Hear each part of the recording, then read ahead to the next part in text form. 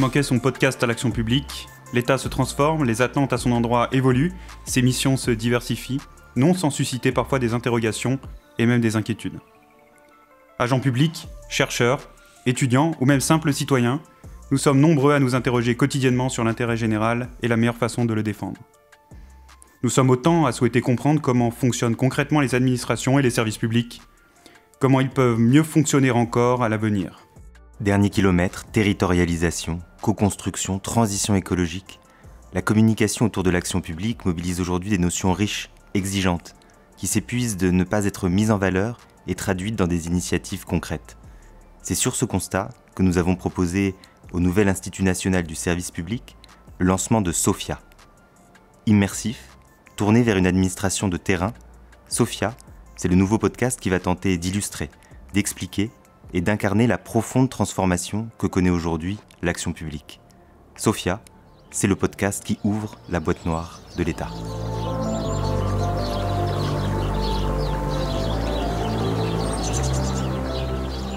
Donc la transition écologique, ça vient bousculer tout ça. Donc c'est pas juste une affaire d'éoliennes ou de panneaux solaires, c'est une affaire beaucoup plus large qui est le retour à la contrainte physique. Nous en sommes convaincus, l'écologie est la mère de toutes les batailles et l'État a un rôle central à jouer dans la transition écologique. Comment préparer nos sociétés à la fin de l'abondance et à un nouveau monde de sobriété ?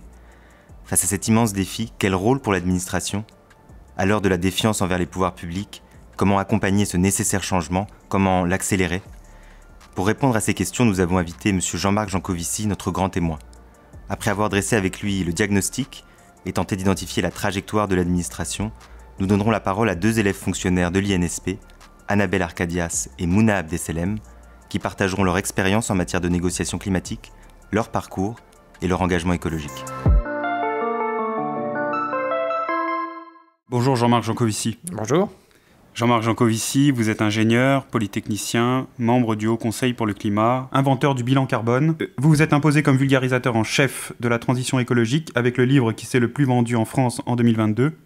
C'est une BD, elle s'appelle Le Monde sans fin. Vous êtes finalement le plus grand influenceur de France. Vous avez vendu 2 fois plus que Léna Situation. Et on n'a rien contre Léna ici. En résumé, vous êtes la meilleure personne pour présenter à de futurs fonctionnaires qui vont devoir piloter des projets de transition le diagnostic. À quoi faisons-nous face ? C'est quoi un État qui fait face aux défis écologiques et énergétiques ? C'est la question. C'est la question. Alors je pourrais soit dire c'est un État qui fait face à une situation qui est radicalement nouvelle dans les démocraties, soit dire c'est un État qui fait face au retour aux sources, c'est-à-dire à ce qui a toujours été la contrainte qui s'est appliquée aux sociétés humaines pendant des milliers et des dizaines de milliers d'années et que nous avons transitoirement oublié grâce à l'ère du feu, ou plus exactement grâce à l'ère du pétrole, du gaz et du charbon. Quand on prend une perspective historique sur des milliers d'années, on se rend compte qu'en fait, pendant très longtemps, les sociétés humaines ont été très contraintes. L'espérance de vie à la naissance, il y a 2 siècles, c'était 30 ans en France. Même il y a 1 siècle, c'était moins de 50 ans, 1900. Les voyages internationaux n'existaient pas, enfin, sauf pour quelques marins courageux qui n'étaient pas sûrs d'en revenir. La diversité alimentaire n'existait pas, la liberté de mouvement n'existait pas. Avant la démocratie, du reste, la liberté d'évolution dans les métiers n'existait quasiment pas. On n'avait pas de progression au cours de sa vie et on n'avait pas ses enfants qui faisaient un métier différent du sien. On était paysans, on avait des enfants qui étaient paysans, enfin voilà. Et donc, on a eu pendant très très longtemps des sociétés qui étaient extrêmement contraintes. Et puis, pendant 2 siècles, on s'est progressivement libéré de façon extrêmement rapide de cette contrainte. On a augmenté l'espérance de vie, on a augmenté la liberté de mouvement, on a augmenté de façon absolument considérable l'univers de choix dans les produits auxquels on a accès. On a augmenté la liberté d'expression, et ceci va avec cela.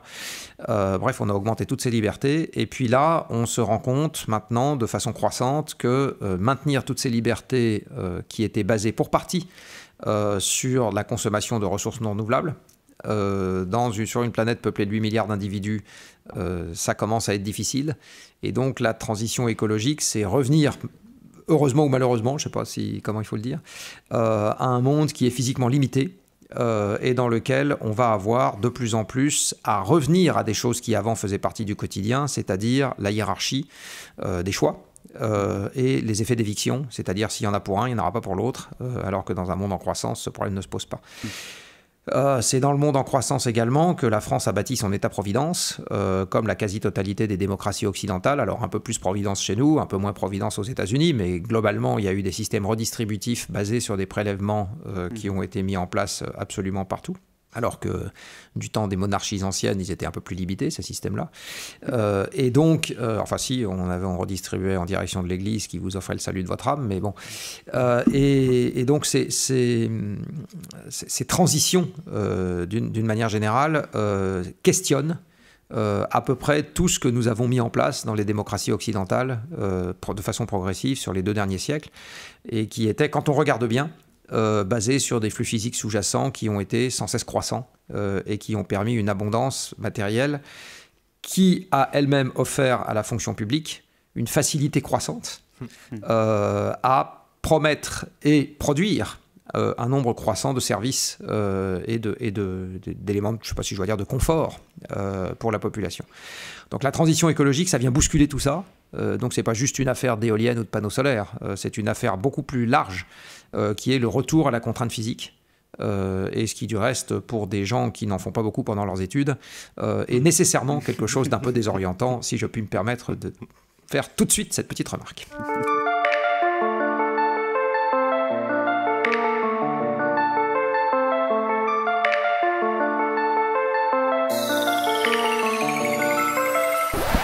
Souvent, quand on parle d'écologie, il y a le mot urgence qui vient. Quand on regarde dans le rétroviseur, nous, à notre place, on se demande comment on a pu l'oublier aussi rapidement et qu'est-ce qui fait que la prise de conscience, elle intervient aussi tardivement. Quel virage on a loupé collectivement? Alors, je vais commencer par une petite anecdote, si vous me le permettez. Pendant quelques années, j'ai fait partie d'un truc qui a été, à mon avis, largement initié par l'ENA, qui s'appelle les dîners du siècle. Puis j'ai fini par partir parce que je trouvais ça barbant. Voilà, j'ai le droit. Ça. Bon. Je trouvais ça barbant parce que c'est un endroit où personne ne se remet en question. Donc en fait, il faut sortir de sa zone de confort pour apprendre quelque chose, même si c'est pas toujours très agréable. Donc là, bon. Et je vous livre cette anecdote parce que à peu près jamais, pendant les 3 ans où j'y suis allé, je n'ai entendu parler d'environnement. Alors pourquoi est-ce que j'ai pas entendu parler d'environnement dans cet endroit alors que le tiers de la superficie française a brûlé en Australie, alors qu'on a des... etc. C'est parce que, en fait, les populations qui exercent le pouvoir, donc le cadre dirigeant économique, le haut fonctionnaire, le cadre dirigeant du monde politique, etc., ils sont les derniers touchés par les évolutions adverses en cours. Donc pourquoi est-ce que jusqu'à maintenant on ne s'est pas occupé du problème? Parce que le problème ne touche toujours pas dans sa chair globalement, hein, je dis bien globalement, et je parle bien de sa chair, je ne parle pas des documents qui peuvent traîner sur son bureau, je parle bien de sa chair. Le dirigeant économique, le dirigeant politique, le haut fonctionnaire, bref, tous les gens qui font partie des CSP+, ou des CSP++, qui par ailleurs sont essentiellement des gens vivant dans les villes. C'est pas dans les villes qu'il y a les champs de blé qui grillent sous la sécheresse, c'est pas dans les villes qu'il y a les forêts qui brûlent, c'est pas dans les villes qu'il y a les animaux qui meurent, c'est pas dans les villes qu'il y a les réfugiés climatiques, etc. Donc en fait, enfin pas dans les villes occidentales riches. Donc en fait, on a affaire, comme on reste des animaux pilotés par nos sens, hein, ce à quoi on réagit le plus violemment, c'est quand même ceux qui brûlent, ceux qui nous aveuglent, ce qui fait mal à nos sens. La classe dirigeante est dans un contexte dans lequel, encore une fois, elle ne souffre toujours pas dans sa chair. Elle a à manger, elle a un toit, etc. Et elle ne voit pas le désarroi autour d'elle de façon massive.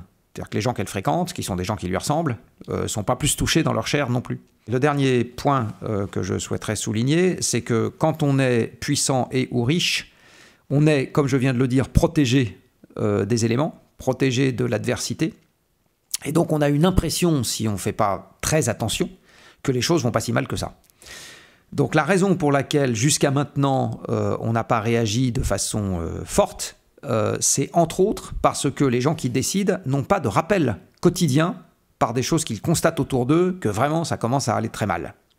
Ils ont des informations, ils ont des trucs dans le journal, ils ont des papiers sur leur bureau, mais ça, j'insiste, ça ne touche pas leur sens, ça ne touche pas leur quotidien, au sens de...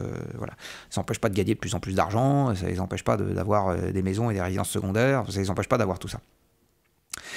Donc là, je vois une raison forte qui est une raison simplement liée à la façon dont on fonctionne, nous, les êtres humains, parce que, encore une fois, on est des animaux évolués, mais on est des animaux quand même. À cela est venu se rajouter le fait que dans le système d'abondance que nous avons connu sur les 2 derniers siècles, nous avons mis en place des systèmes qui sont peu coercitifs et court-termistes. La démocratie est globalement un système peu coercitif et court-termiste. Du reste, vous n'allez pas tarder à vous en rendre compte quand vous serez dans la vie active. Le pas de temps qui rythme aujourd'hui la vie politique et la vie de la haute administration, c'est quelques années. D'accord ? On ne fait pas de plan à 30 ans, alors, sûrement pas dans le monde politique, et même dans le monde de la haute administration, on a des vagues schémas de cadrage de ci, de là, mais je vous rappelle que la Constitution interdit par exemple de faire des lois de finances qui portent sur 10 ou 15 ans. Donc en fait, on a mis en place des systèmes de gestion qui sont des systèmes à pas de temps très court, et où par construction, on ne peut rien stipuler de façon irrévocable, qui portent sur des pas de temps qui vont au-delà de l'année. Voilà, on ne peut rien faire.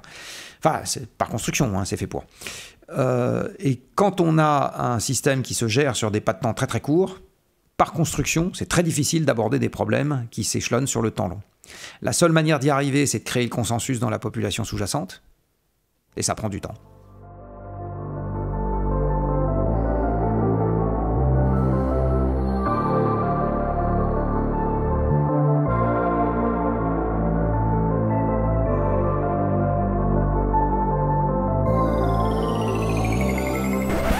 Si on reste sur la trajectoire actuelle, quels seront nos mondes, nos vies dans 50 ans, dans 100 ans ? Ça, si je le savais.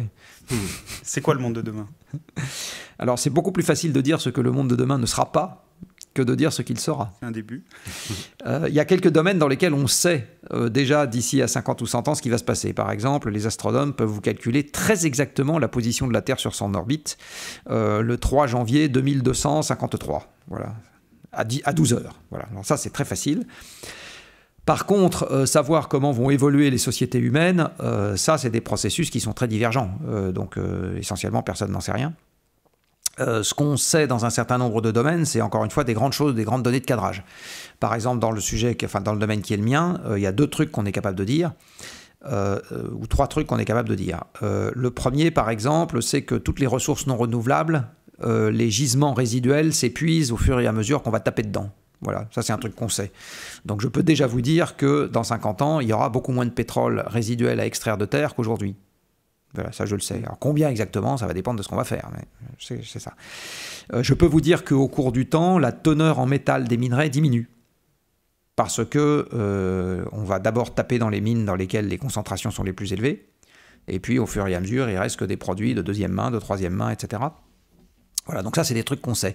Mais à quelle teneur exactement sera le cuivre dans le minerai de cuivre dans 50 ans, je ne sais pas. Enfin, je sais vous dire que quand on augmente l'effet de serre, c'est-à-dire quand on augmente l'opacité de l'atmosphère aux infrarouges terrestres, eh bien on augmente la température au sol, plus tout un tas d'autres phénomènes qui vont derrière. On assèche les sols, on fait monter le niveau de l'océan, on rend les précipitations plus irrégulières avec des phénomènes, des épisodes de sécheresse plus longs et des précipitations intenses plus marquées, etc. On acidifie l'océan, enfin, c'est tout un tas de trucs. De combien exactement dans un siècle ? Je ne sais pas, même dans un demi-siècle, c'est difficile à dire. Donc, comme disait je ne sais plus trop quel humoriste, la prévision est un exercice difficile, surtout quand il s'agit d'avenir. Donc, il y a un certain nombre de choses qu'on est capable de dire qualitativement, c'est déjà beaucoup plus difficile de les dire quantitativement. Et du coup, ça veut dire qu'on va naviguer en univers incertain. On ne peut pas y couper. Et ça rend le métier des gens qui doivent organiser l'avenir nécessairement plus difficile. Hein. Ça veut dire qu'il faut quitter, en particulier en termes de technique d'appréhension de l'avenir, on doit quitter la prévision univoque qui est celle qui nous sert de guide aujourd'hui dans tous les cas de figure. Nous allons être là, pas ici, pas ailleurs, nous allons être là. Et en fonction de là où nous serons, nous allons nous organiser. On le voit bien par exemple dans les plans de transition, nous serons à tel pourcentage de baisse des émissions en telle année. On ne sera pas dans une fourchette. Ça ne va pas dépendre du sens du vent, de ce que feront les Américains, les Indiens. Non, on sera là. Bon. Et or, à partir du moment où ça dépend d'un certain nombre d'éléments extérieurs sur lesquels on n'a pas de prise, par exemple, combien est-ce que les Chinois voudront bien nous envoyer de panneaux solaires, parce que pour le moment, c'est eux qui nous les envoient. S'ils nous en envoient moins, on ne fera pas notre transition. Il va falloir qu'on passe à quelque chose qui est plus de l'analyse par scénario, c'est-à-dire envisager des possibilités plus contrastées, se poser la question, comme disent les Anglais, du what if, et de voir comment... Voilà. Ça, typiquement, c'est des techniques aujourd'hui d'approche de l'avenir, alors qui sont déjà peu présentes dans le monde économique et qui sont très peu présentes dans le monde de la haute fonction publique. On n'a pas de plan B, en gros. On n'a qu'une seule ligne, qu'un seul truc, et puis si ça ne se passe pas comme on voudrait, on ne sait pas quoi faire. Hein. Quel est le plan B en cas de hausse des taux d'intérêt d'une dette qu'on a, etc. On n'y a pas réfléchi à l'avance parce qu'on s'est dit non, quand même, c'est pas ça qu'on va faire. De toute façon, on maîtrise l'avenir, donc on va être là et pas ailleurs.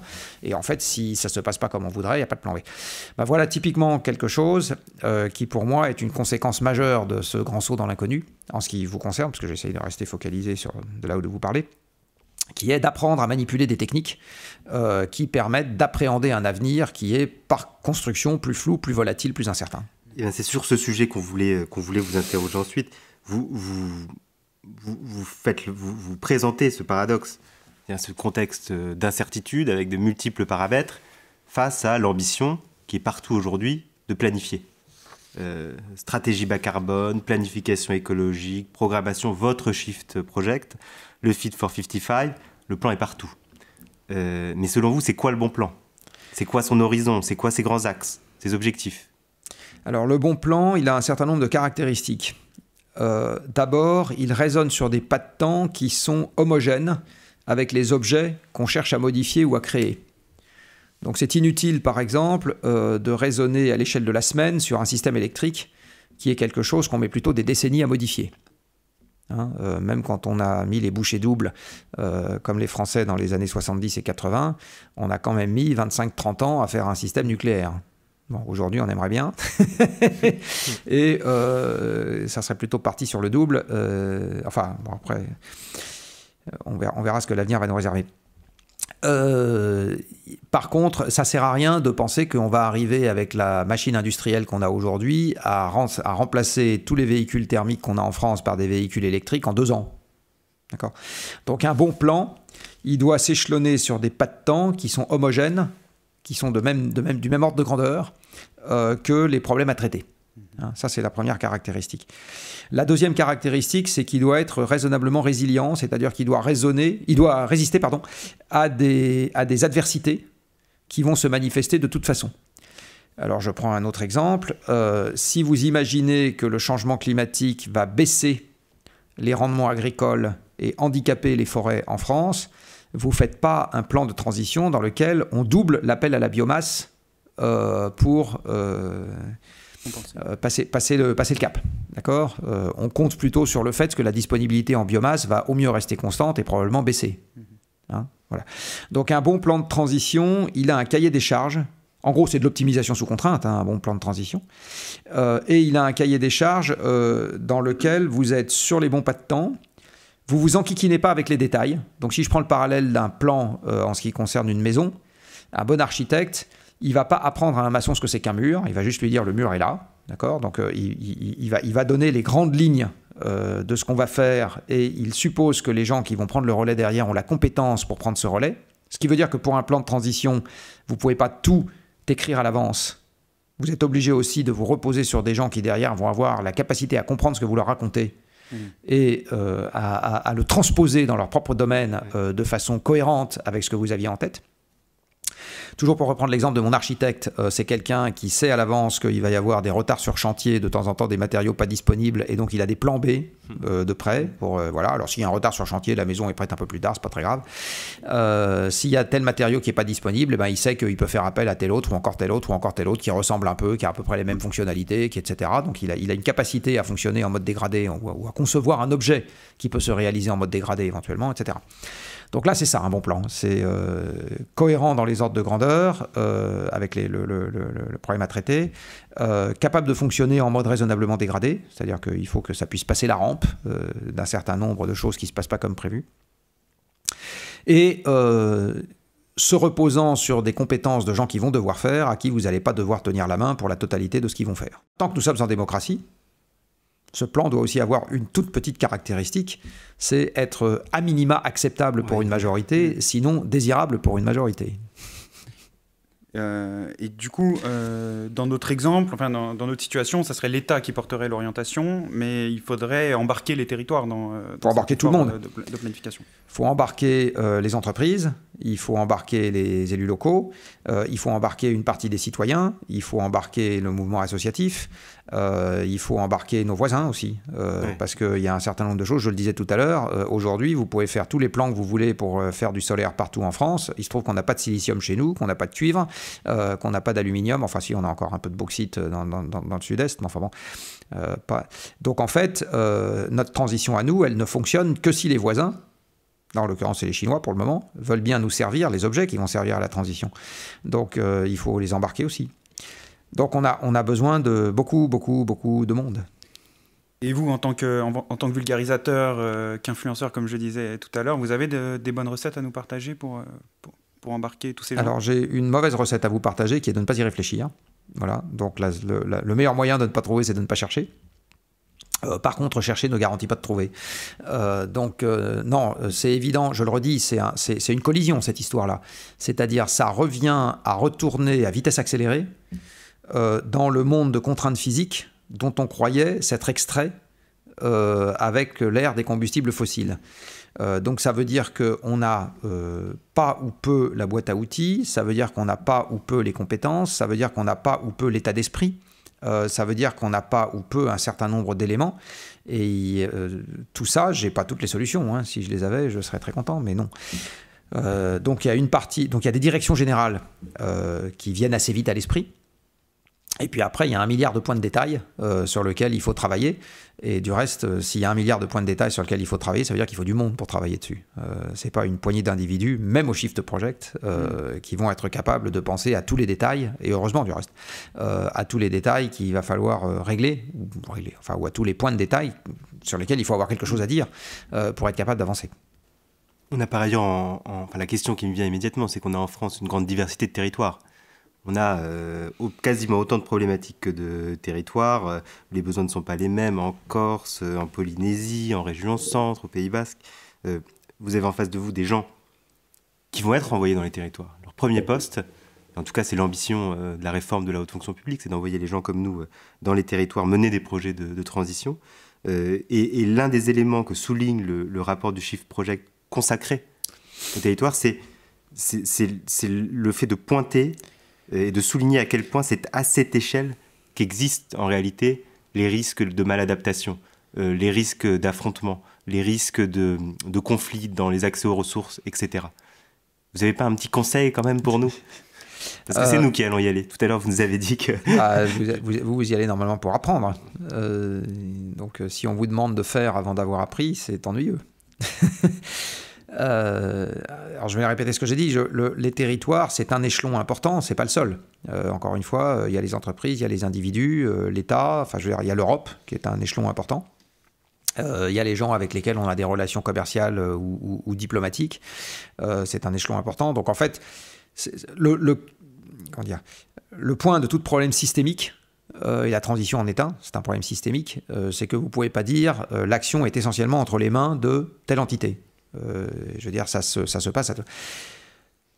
Chaque acteur a un degré de coordination qui est à sa main, qui relève de son échelon, j'ai envie de dire. Et donc, dans les territoires, ce qui relève de leur échelon, effectivement, c'est le passage à l'action locale. Une des choses qui, à mon avis, complique un peu la tâche aujourd'hui en termes de transition, alors je vais me faire des ennemis, mais c'est la décentralisation. Parce que la décentralisation, elle a deux impacts. Le premier, c'est qu'elle a supprimé de l'expertise.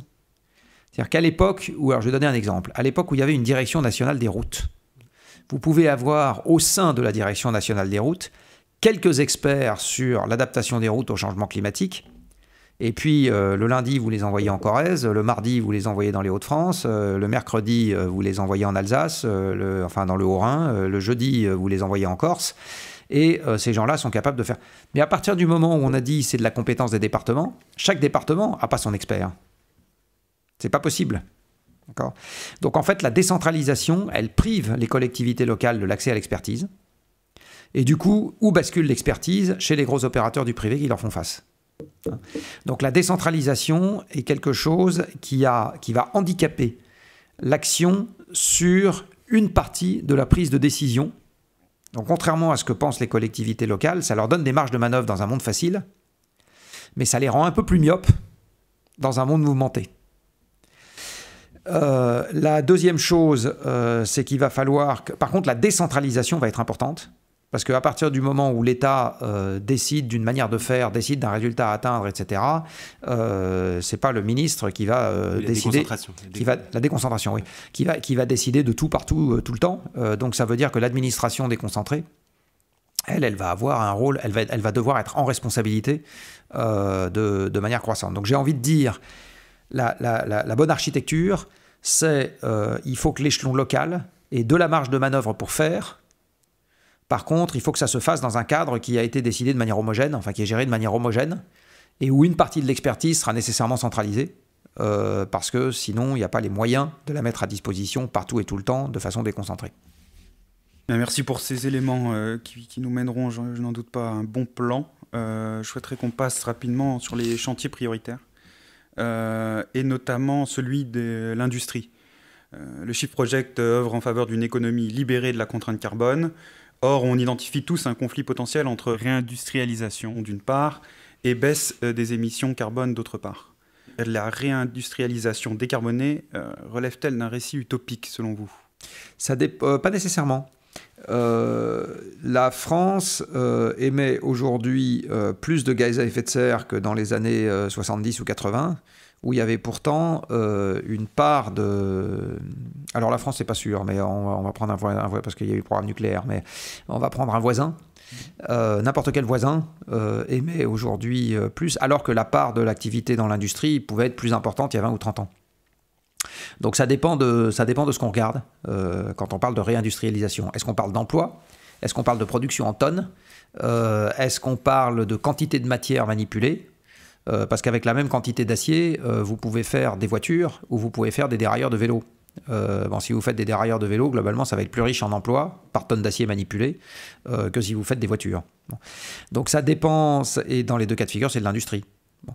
Donc ça dépend vraiment de ce que vous faites, ça dépend de ce que les... Enfin voilà, donc je pense que c'est pas aussi simple que ça de dire la réindustrialisation va nécessairement avec... Ça dépend laquelle. Ce qui est sûr, c'est que augmenter de façon massive l'industrie lourde dans notre pays, ça c'est quand même compliqué à rendre compatible avec une baisse très rapide des émissions de gaz à effet de serre.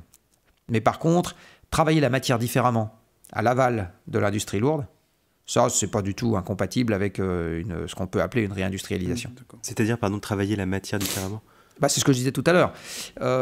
Aujourd'hui, vous avez des processus, si vous faites des voitures avec de l'acier, ouais, vous allez avoir moins d'emplois par tonne d'acier manipulé que si vous faites des vélos. Ouais.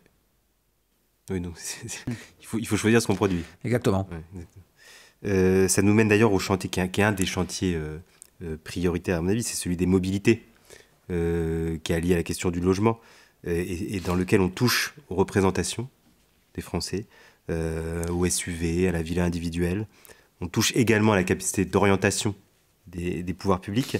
Et les expériences récentes tendraient à montrer que le mode de vie des Français, le système de la voiture individuelle, c'est quand même difficilement négociable. Alors ça dépend du contexte. Si demain matin on était dans une guerre frontale avec les Russes, je pense qu'on leur dise on est désolé, on réquisitionne toutes les voitures pour les emmener au front, vous verriez que les gens se débrouilleraient autrement. Donc tout dépend du contexte. Il faut bien voir, tout dépend de ce qu'on appelle ne pas être négociable. Alors ce qui est sûr, c'est que en fait ça a fonctionné dans l'autre sens, c'est-à-dire que l'ère du pétrole a démocratisé la possibilité de se déplacer beaucoup plus vite et beaucoup plus loin, ouais, toujours en 1 heure de temps, parce que en fait, c'est la constante biologique qui nous limite. Hein. Il y a 24 heures dans une journée, on endort, normalement on devrait endormir 7 à 8, etc. Et donc quand on regarde le temps qu'on passe à nos déplacements, en fait depuis qu'il y a des statistiques, il est à peu près constant par jour. Donc avant les gens marchaient, puis maintenant ils prennent une voiture, ils vont beaucoup plus loin, beaucoup plus vite. Et donc on a adapté à la fois les bassins d'emploi, la spécialisation des zones. On travaille ici pendant qu'on habite là, et que les enfants vont à l'école encore ailleurs. L'urbanisme, l'étalement de l'urbanisme, etc. Tout ça, ça a été une adaptation à la voiture. Et donc maintenant, retirer la voiture à des zones qui ont été adaptées à la voiture, avec des gens qui bossent tous à 20 km de là où ils habitent, etc. C'est ça qui est difficile. Donc on en revient à la question de la planification et des pas de temps. On ne va pas changer ça en une semaine, parce qu'en une semaine, vous n'allez pas changer les emplois et les conjoints et les écoles des ménages français. Et donc tout ce qu'on peut faire, c'est progressivement aller dans l'autre sens, c'est-à-dire essayer de faire en sorte que les gens aient de moins en moins de voitures.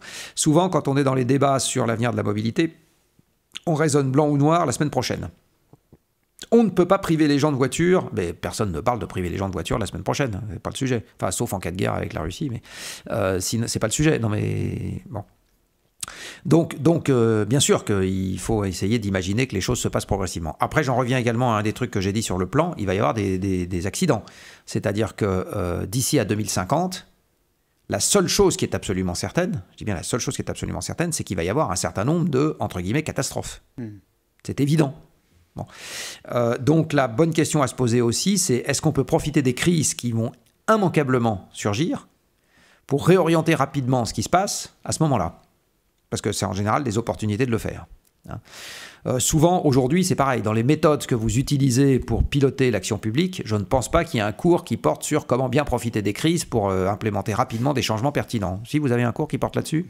Non, je crois pas. Bon, ben voilà.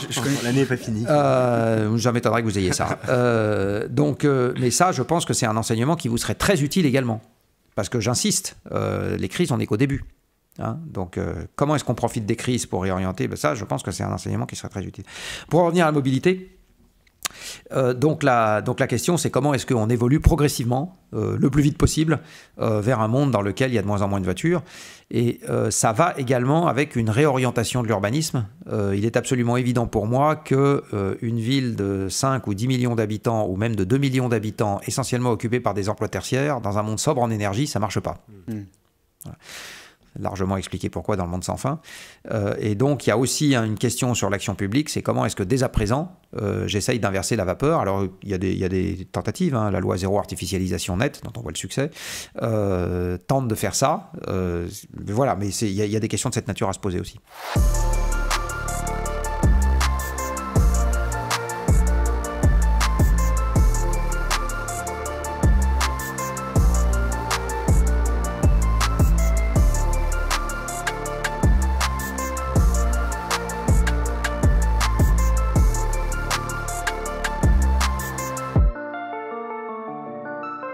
Parlons des fonctionnaires. Parlons de ceux qui animent l'action publique.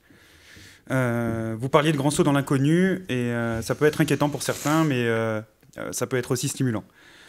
Or, nous sommes quelques-uns à l'INSP à vouloir participer à la bataille. Schématiquement, avant, on envoyait les hauts fonctionnaires à Paris pour faire de la conception de politique publique ou dans les grands corps. Et désormais, c'est plutôt vers les grandes transitions d'ailleurs, au plus près des citoyens qu'on va envoyer les jeunes fonctionnaires. Or, dans une récente intervention, Yves Bréchet, donc, je rappelle l'ex-haut-commissaire à l'énergie atomique, parlait d'un bagage minimum à posséder pour les hauts fonctionnaires. Je vous le demande à vous, comment on acquiert ce bagage? En apprenant. Alors, je ne sais pas exactement à quoi faisait référence Yves, que je connais bien, dans son audition à la commission d'enquête, là, oui. Je me rappelle surtout des propos qu'il a tenus sur les dysfonctionnements à la tête de l'État en matière de politique énergétique. Je lui fais crédit de ne pas dire des choses fausses là-dessus. En ce qui concerne les hauts fonctionnaires, en fait, il y a deux manières de voir le métier du haut fonctionnaire. Il y a une première manière qui est de dire, comme aurait dit San Antonio, le fonctionnaire fonctionne, et donc on ne lui demande pas de comprendre ce qu'il fait, on lui demande juste de bien l'appliquer. Il y a une deuxième école qui consisterait à dire non seulement il faut qu'il l'applique, mais il faut quand même qu'il comprenne. Alors s'il doit comprendre quelque chose sur la transition écologique, il faut déjà qu'il comprenne quelque chose au monde physique dans lequel on vit. Donc ça veut dire qu'à l'INSP, pour ceux qui n'en ont pas eu avant, il serait bon d'avoir des cours de physique, il serait bon d'avoir des cours de chimie, il serait bon d'avoir des cours de biologie. Alors je ne parle pas de faire des équations de Schrödinger, mais on peut quand même faire des trucs un peu plus poussés que ce qu'il y a actuellement, qui doit être voisin de zéro.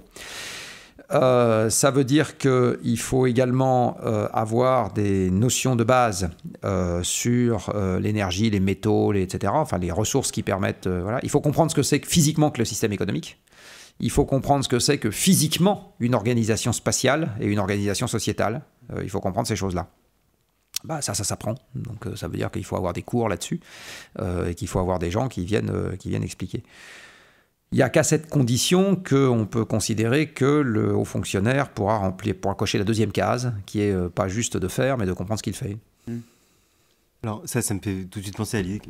Vous avez dit à quel point, dans le plan, il allait falloir passer du temps à convaincre les citoyens, à les emmener. Est-ce que cet effort de formation et d'éducation, il n'est pas beaucoup plus large en réalité?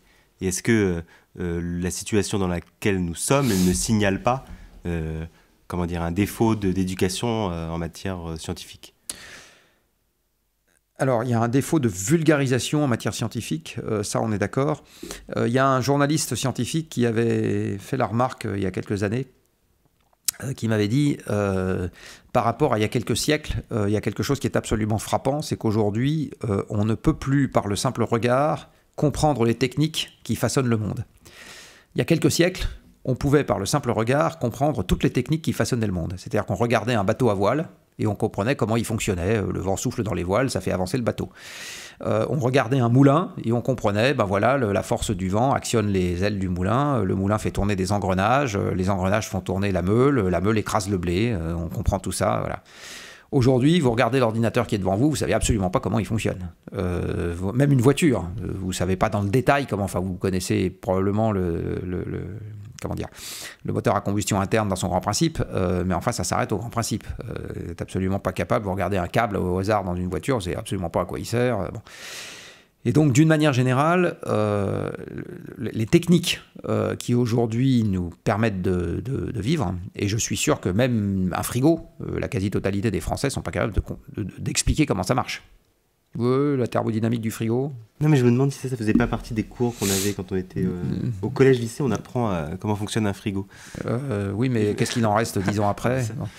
Voilà. Donc, ne serait-ce que de comprendre que quand un gaz se détend, il se refroidit, et que quand il se comprime, il se réchauffe. Bon, alors si les gens savent ce que c'est qu'une pompe à vélo, mais voilà, même ça, c'est pas... Bon.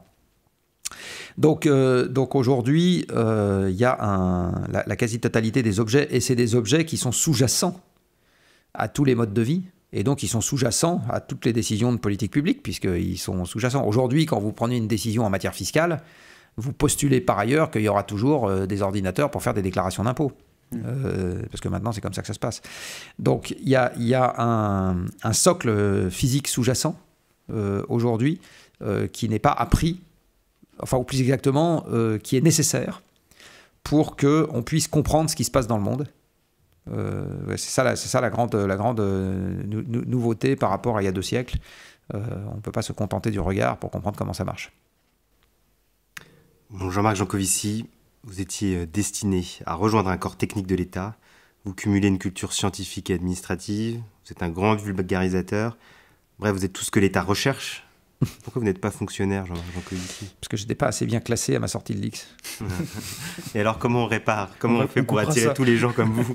Faire en sorte qu'ils rejoignent l'administration? Il y en a de plus en plus qui ont envie de rejoindre l'administration à la sortie de l'IX. En tout cas, je crois avoir compris que dans les... en tout cas, alors à la sortie de l'IX, je ne suis pas sûr, mais à la sortie des mines, j'en suis sûr, parce que j'y enseigne. Et donc de temps en temps je cause avec le directeur des études qui m'explique ce que font les élèves après leur scolarité, et il y a une appétence pour le secteur public qui a augmenté.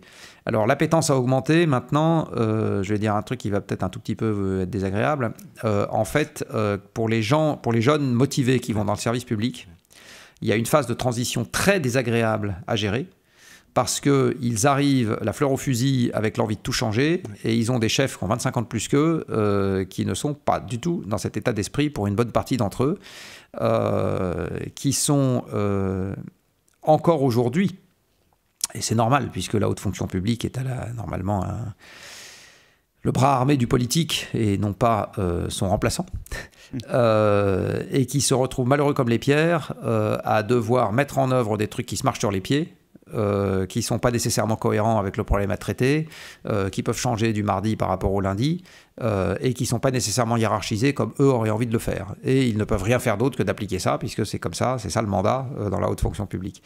Donc il y a un vrai sujet aussi à gérer, j'ai envie de dire, d'attractivité pour Parce qu'il ne suffit pas qu'ils y aillent, il faut les garder. Ouais.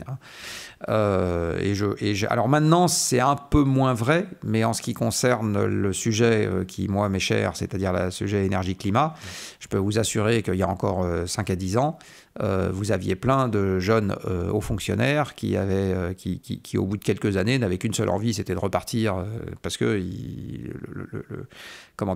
c'était trop de couleuvres à avaler, et c'était trop difficile de devoir mettre ses convictions propres sous le coude, en attendant que la lumière se fasse. Jean-Marc Jancovici, après près de 40 minutes d'émission, on voulait vous remercier d'avoir accepté cette première invitation. Merci beaucoup. Je vous en prie. Merci beaucoup. Bonne chance. Merci.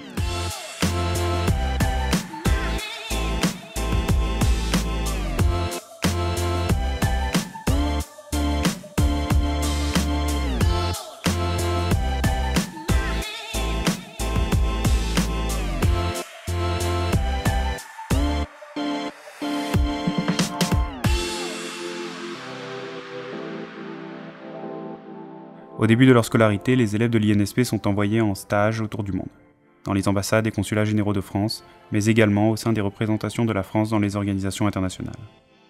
L'une d'entre elles revêt depuis plus de 70 ans une importance croissante, dont atteste son poids et son influence dans les négociations climatiques et les sujets environnementaux.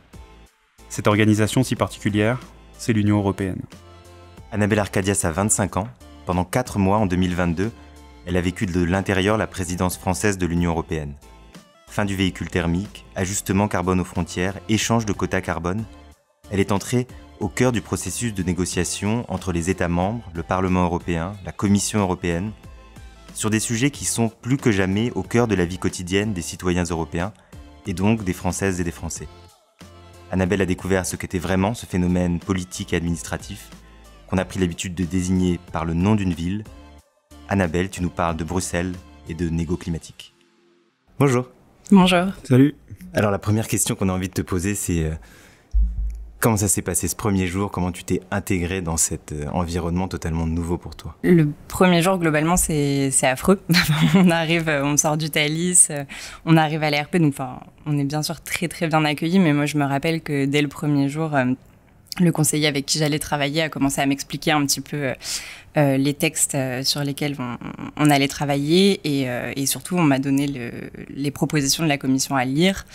Donc là j'ai commencé à avoir des termes que je comprenais pas, on parlait de rebasage, on parlait de facteurs de réduction linéaire, on parlait d'allocation gratuite de quotas. Honnêtement, le premier soir quand je suis rentrée, je me suis dit que ça allait être très très long. Mais voilà, blague à part, tout ça s'estompe progressivement, d'abord parce qu'on est formé quand même à entrer dans des textes techniques assez rapidement.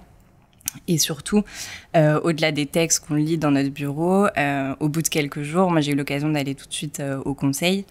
Et là, d'un coup, tout a commencé à devenir plus clair. C'est-à-dire que derrière les documents techniques, derrière les termes techniques, on comprend assez vite les débats politiques, les enjeux politiques qu'il y a. Et à ce moment-là, dès la première semaine, quand j'ai pu aller au conseil, je pense que j'ai pris conscience que j'allais pouvoir participer et observer quelque chose qui allait assez vite me passionner en réalité. Quand on a préparé l'émission, tu nous as parlé d'un déclic au conseil. Est-ce que tu peux juste rappeler brièvement ce qu'est le conseil, son rôle, vu de l'intérieur d'ailleurs?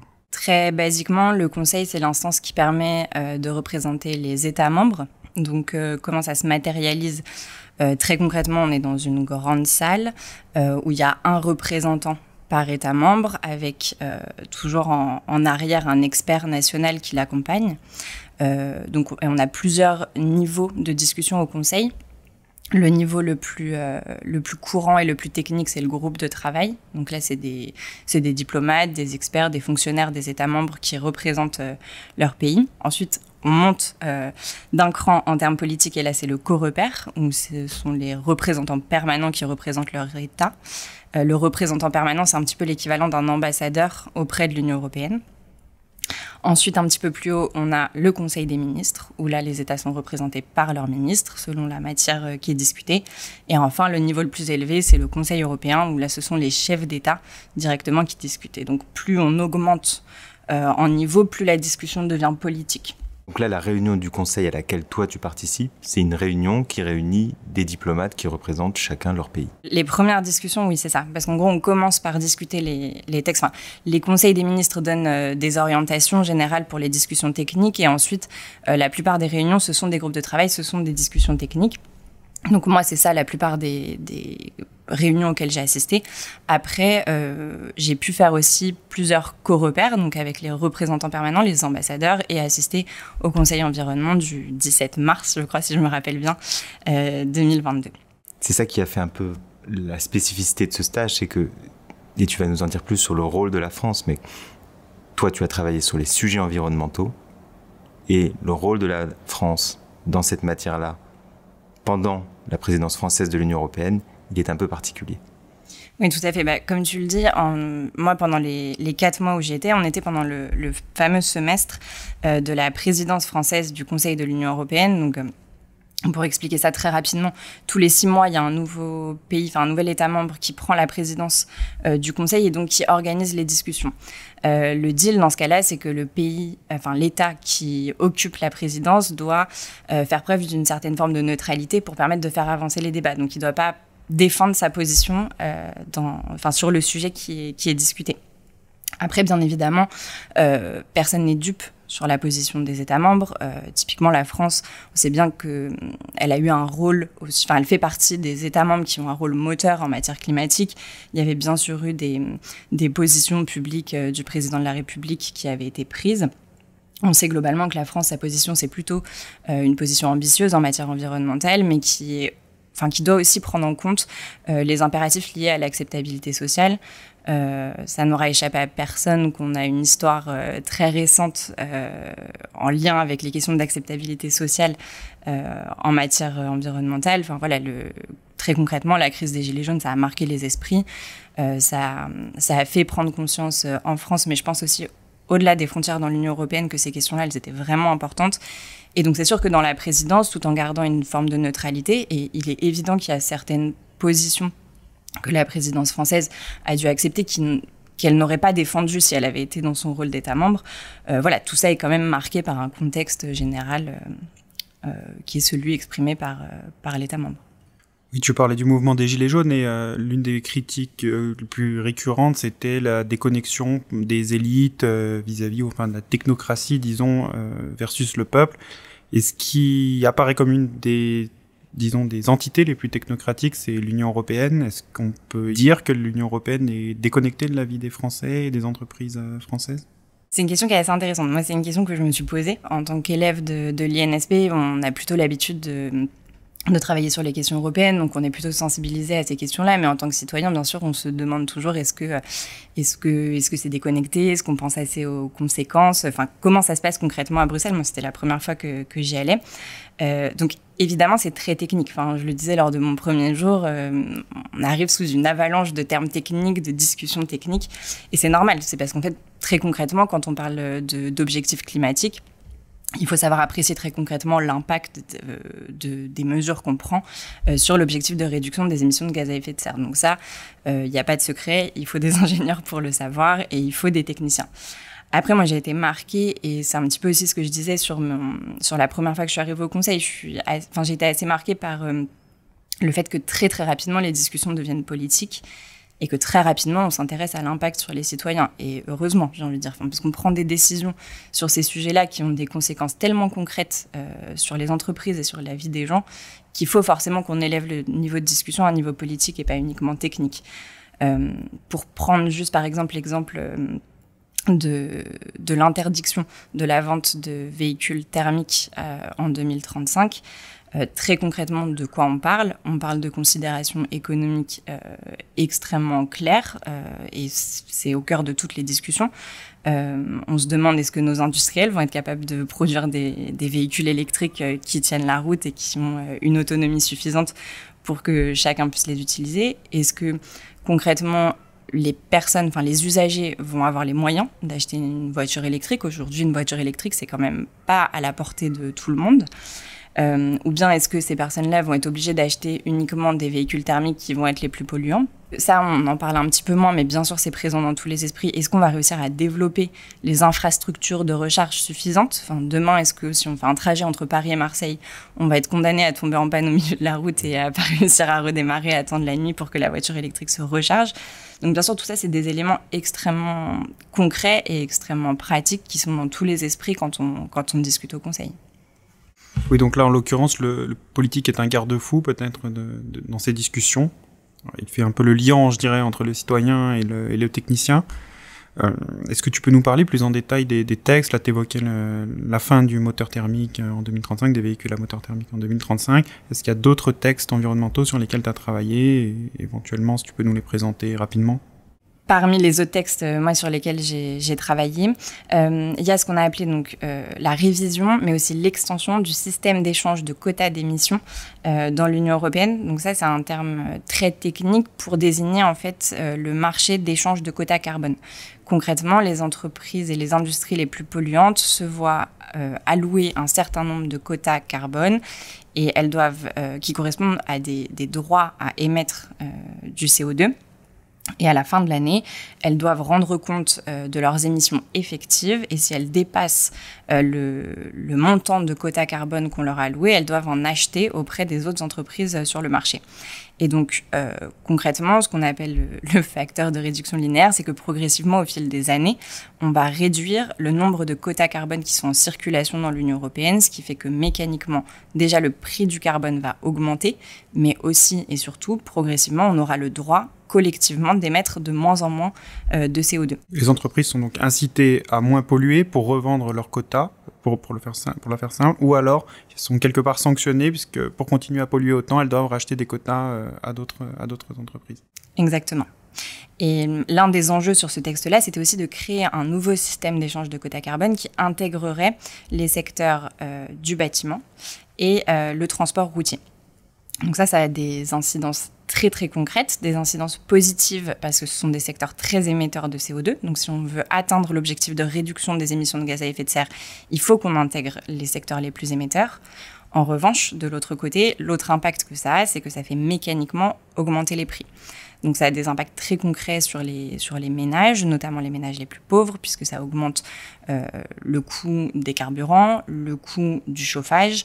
Et donc on sait que dans un contexte actuel qui est très compliqué, notamment en raison de la guerre en Ukraine, qui a généré des phénomènes inflationnistes sur les coûts de l'énergie, on a bien sûr un risque de faire peser un poids encore plus important sur les ménages. Donc ça, c'est des discussions qui étaient extrêmement compliquées. Parce que bien entendu, on savait que si on voulait atteindre l'objectif de moins 55% d'émissions de gaz à effet de serre en 2030, il fallait avoir ce type de mesures et en même temps, aucun État, et c'est bien normal, n'a envie de revenir des discussions à Bruxelles en disant à ses citoyens voilà, vous allez payer plus cher pour vous déplacer, vous allez payer plus cher pour vous chauffer. Donc c'est pour ça qu'on a eu des discussions qui étaient assez politiques sur ce sujet-là et que les États membres ont pensé aussi des dispositifs de compensation sociale pour atténuer ce coût.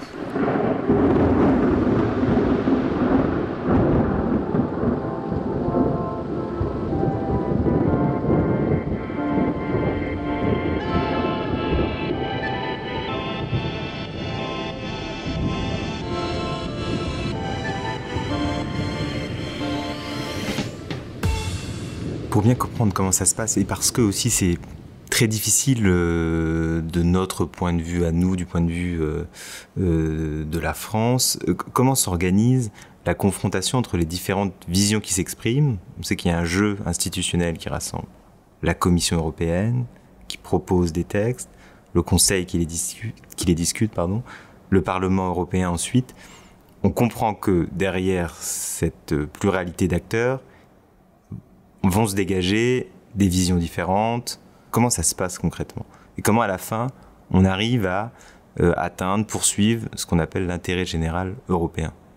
En fait, je pense que ces discussions, il faut un petit peu les voir comme un jeu de rôle. Alors, pas au sens négatif du terme, pas au sens où chacun joue son rôle de manière un petit peu factice et tient ses positions, mais plus dans le sens où chacun a un rôle, il défend un intérêt ou des intérêts, Et dans le système de l'Union européenne, on considère que c'est la discussion entre ces différents intérêts qu'on défend qui nous permet d'atteindre une solution qui soit optimale. Concrètement, la Commission, elle défend l'intérêt général européen, donc quelque chose qui est un petit peu difficile à matérialiser et à comprendre, mais qui est très important. Et je donnerai un exemple peut-être après. Le Conseil, il défend l'intérêt des États membres, tandis que le Parlement européen défend lui plus spécifiquement l'intérêt des citoyens européens. Et donc, en fait, c'est dans ces discussions entre les trois acteurs, dans ce jeu d'acteurs, qu'on arrive finalement à prendre en compte les différents intérêts qui sont assez essentiels. En matière environnementale, je trouve que ça s'y prête très bien. Typiquement, la Commission, en matière environnementale, elle sait qu'il y a un objectif politique qui a été fixé. Je le disais, c'est la réduction de 55% des émissions de gaz à effet de serre en 2030 afin d'atteindre la neutralité carbone en 2050. Et elle, son rôle, c'est bien sûr de proposer aux États des solutions, mais aussi de leur rappeler en permanence que si ils font des exceptions sur tel ou tel texte pour telle ou telle catégorie d'entreprises, telle ou telle catégorie de personnes, ces exceptions sont sans doute justifiées, mais il faut toujours garder en tête que si on fait des exceptions de partout, en fait, on n'atteint plus l'objectif. À l'inverse, les États membres et le Parlement européen, ils sont aussi là pour porter une voix qui est celle de dire, voilà, nous, on a des citoyens, on a des ménages, on a des gens derrière tout ça. Et donc, il est aussi très important de prendre en considération la possibilité pour ces entreprises, pour ces citoyens, pour ces collectivités, d'assurer face aux mesures qu'on est en train de prendre collectivement pour l'intérêt général européen. Et donc l'idée, c'est pas bien sûr de dire il y en a un qui va perdre et un qui va gagner, c'est vraiment pas le sujet. Le sujet, c'est juste de dire pour la Commission européenne, ok, gardez en tête l'importance de la compensation sociale, prévoyez des mécanismes de compensation sociale, mais faites-le en ayant toujours en tête l'objectif politique que vous vous êtes fixé, que nous sommes fixés collectivement, et qui est celui-là. Est-ce que cette recherche d'équilibre que tu décris depuis tout à l'heure et ce jeu de rôle, est-ce que ça n'a pas un impact sur la rapidité des procédures, puisque la lenteur des procédures, des décisions, c'est quand même quelque chose qui est souvent reproché à l'Union européenne? Et qui est à mettre en rapport avec l'urgence qu'on associe à la question environnementale. Sur ce sujet-là, moi je pense qu'en réalité, il y a deux questions. La première question, c'est celle de savoir si on va assez vite en matière environnementale au regard de l'urgence climatique. Et ça, à la limite, c'est un débat politique auquel moi, il ne m'appartient pas de répondre en tant que fonctionnaire, parce que ça renvoie au choix collectif qu'on est prêt à faire pour atteindre des réductions d'émissions de gaz à effet de serre. Oui, pour être très précis, c'est sur la procédure, la méthode. Est-ce que la méthode est adaptée à des décisions urgentes? Oui, tout à fait. En revanche, sur cette question-là, je pense que, assez concrètement, la réponse, c'est oui, c'est long de négocier à 27. Ça, il n'y a pas de doute là-dessus. On voit bien le temps qu'on met déjà au niveau national pour se mettre d'accord au sein d'un État membre. Alors, il faut imaginer que toutes les difficultés qu'on rencontre au niveau national, elles sont décuplées au niveau de l'Union européenne. On parle beaucoup d'acceptabilité sociale. Les différences de revenus entre les ménages qu'on connaît en France, elles sont décuplées au niveau de l'Union européenne. Il y a des mesures qui sont concrètement très très compliqué à prendre pour certains pays de l'Union européenne, pas seulement parce qu'ils veulent pas faire d'efforts en matière climatique, mais juste parce que concrètement, il y a des impacts sociaux qui sont très forts. Donc la réponse c'est oui, encore qu'on pourrait nuancer un tout petit peu ce propos en disant qu'il y a aussi un effet d'entraînement général qui parfois peut conduire les États membres à aller plus vite que ce qu'ils ne l'auraient fait s'ils avaient été seuls. Mais surtout, pour moi, le sujet c'est que certes, ça prend du temps, mais qu'en agissant à 27, on a une force de frappe qui est aussi beaucoup plus importante que si on agit au niveau d'un seul État. Le système d'échange de quotas d'émissions, les quotas carbone, ça a en réalité assez peu de sens si on le fait au sein d'un seul pays. Les mesures qu'on prend, qui sont quand même assez fortes, d'instaurer, on ne l'a pas évoqué, mais on a instauré un mécanisme d'ajustement carbone aux frontières.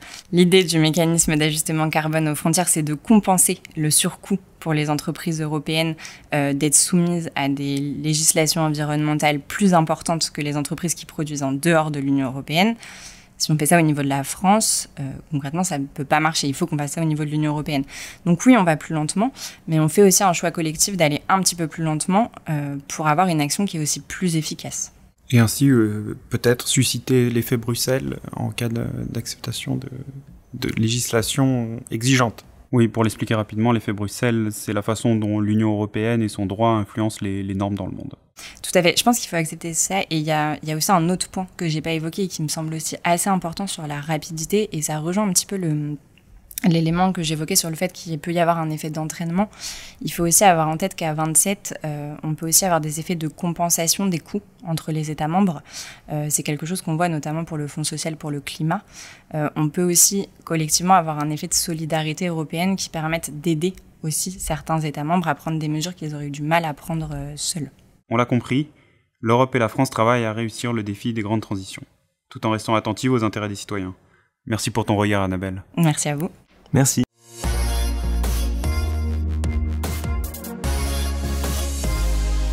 On en arrive à la dernière partie de l'émission, et cette dernière partie, elle est consacrée à mettre en lumière et en valeur la diversité des parcours, des profils des élèves fonctionnaires de l'INSP.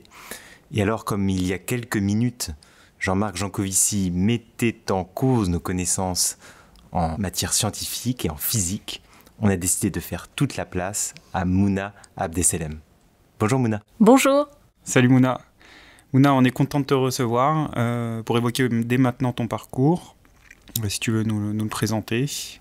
Je suis une ancienne chercheuse, donc j'ai un parcours scientifique. J'ai fait des études dans une école d'ingénieurs en France. J'ai poursuivi en faisant un master de recherche. Et puis, continuant encore plus loin dans la voie scientifique, j'ai fait une thèse de doctorat en biophysique. Et puis, j'ai travaillé comme chercheuse dans un hôpital en Flandre. Et puis, dans une université dans la banlieue sud de Paris, connue sous le nom d'université Paris-Saclay. Voilà, donc je suis entre guillemets 100% scientifique. Si ça peut nous aider à répondre à Monsieur Jancovici.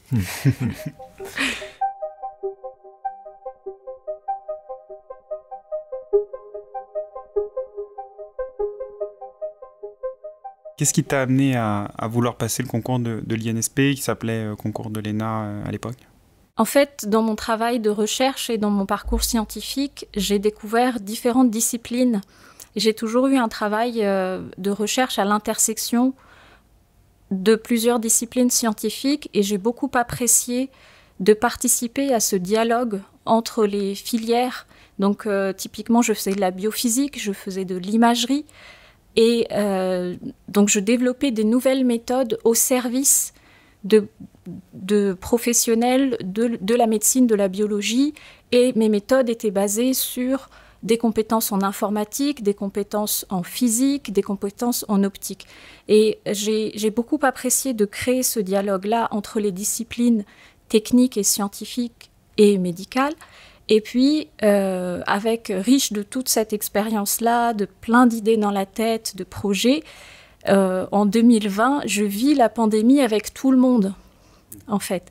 Et je réalise que je prends le problème de la santé publique qui me passionne par le bout du spectre technique.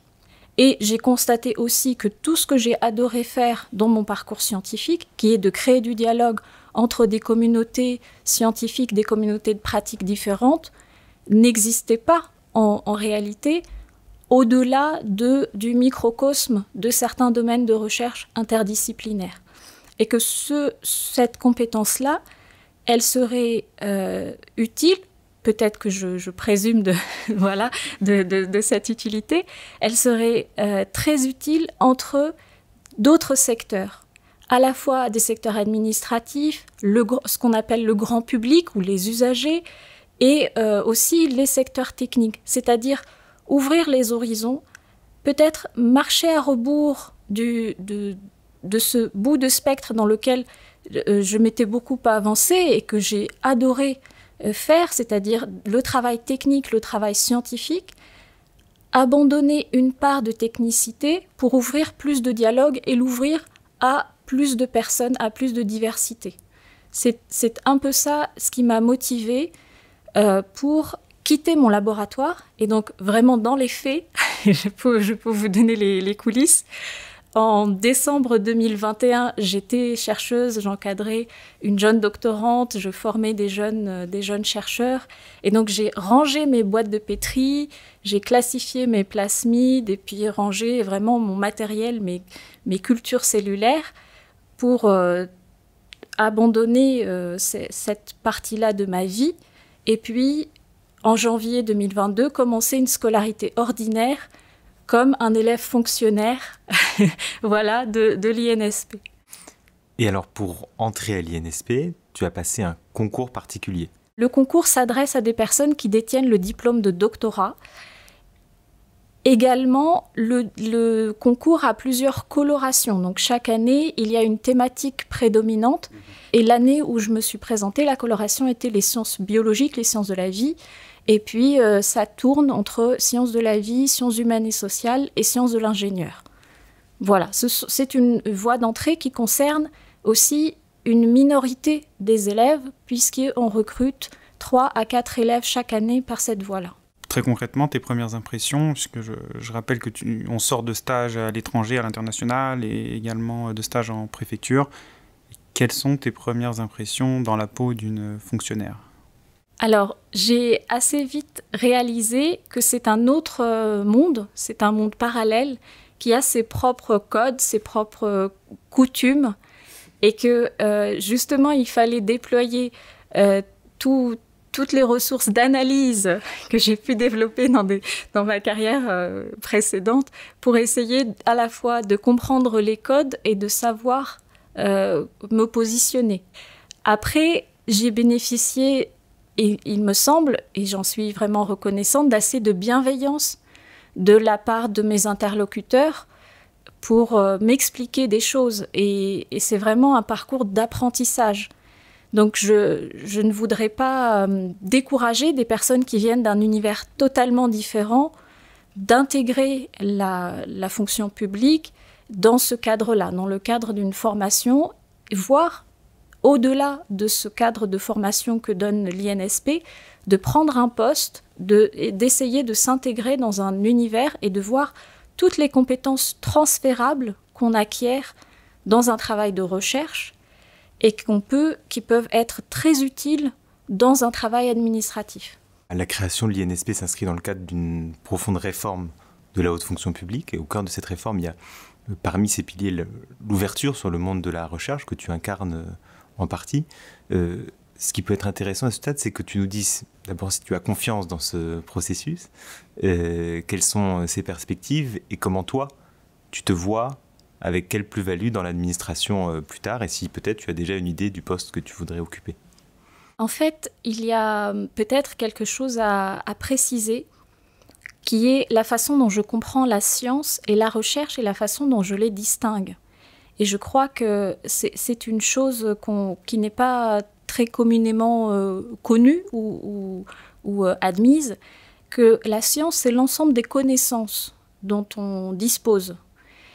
Et c'est vrai que quand on a une formation juridique ou en sciences politiques, on ne peut pas attendre d'une personne normalement constituée d'avoir également un bagage, entre guillemets, scientifique exhaustif. Et c'est pareil en vérité pour ceux qui sont scientifiques aussi. On est scientifique dans certains domaines, on est plus ou moins compétent. Par contre, ce qui peut manquer, c'est d'avoir des clés d'entrée aux élèves fonctionnaires pour comprendre des enjeux scientifiques et des raisonnements scientifiques. De la méthode. De la méthode. Et la méthode, c'est le cœur de la deuxième chose qui est la recherche. La recherche, c'est un processus.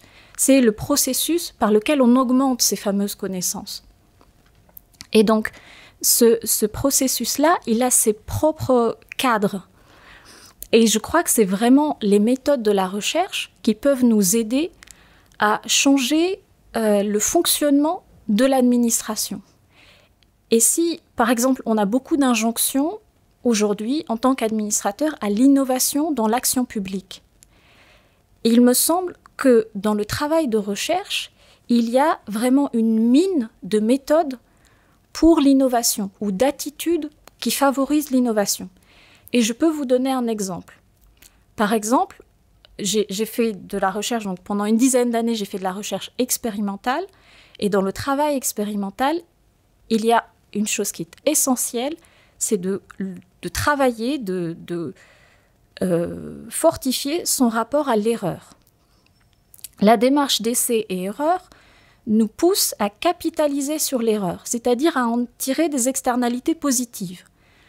Moi, d'après mon expérience très modeste d'une année de stage dans l'administration française, ce que j'ai vu, c'est qu'en tirer très peu d'externalités positives, en dehors des retex, des retours d'expérience, sur la gestion de crise, c'est-à-dire d'événements exceptionnels. Or, dans le travail ordinaire d'une administration, on peut se positionner dans le même état d'esprit qu'un chercheur et se dire que l'erreur, c'est une donnée inhérente du travail administratif. Et à partir de ce changement d'attitude, on peut essayer de tirer le fil de l'erreur pour améliorer le fonctionnement des services publics.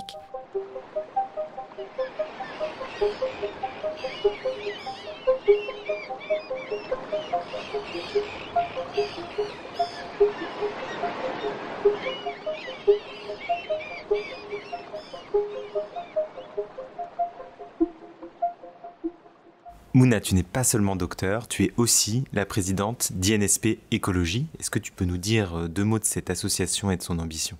INSP Écologie est née récemment pour constituer une association d'élèves. Nous avons l'envie, l'ambition que cette association-là permette une meilleure transmission des acquis d'année en année, de ne pas avoir à tout reconstruire. Cette association-là, c'est vraiment un forum de discussion entre les élèves. Ce qui nous intéresse le plus, c'est la sensibilisation.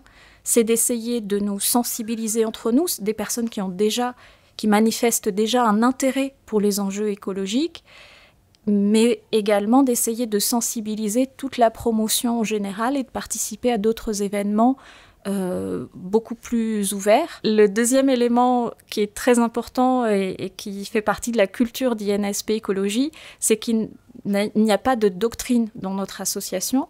Le débat nous importe plus que de consolider une position unique sur tel ou tel enjeu écologique. Vraiment, notre objectif essentiel, c'est de sensibiliser, d'éclairer. Et au sein de cette association-là aussi, beaucoup de mes camarades qui n'ont pas le profil scientifique comme moi, beaucoup sont engagés et s'intéressent énormément à des aspects techniques. Et je suis moi-même très impressionnée de la connaissance, de la maîtrise technique de certains sur certains sujets. Voilà, c'est juste vraiment pour aussi décomplexer tout le monde autour des enjeux écologiques. On peut s'intéresser à des enjeux, on peut gagner en compétences, comprendre très en finesse des enjeux d'énergie, de gestion de l'eau, d'agriculture, sans être chercheur, docteur en physique ou en mathématiques. Donc ce sont des questions accessibles et ce sont des choses qui nous concernent. Eh bien, Mouna, décloisonnement, méthode scientifique, rapport à l'erreur, je crois qu'on est complet. Et finalement, décloisonner la fonction publique, l'administration, c'est pas sorcier, pour évoquer une émission qui a bercé mon enfance. Merci Mouna pour ton intervention. Merci Mouna. Merci à tous.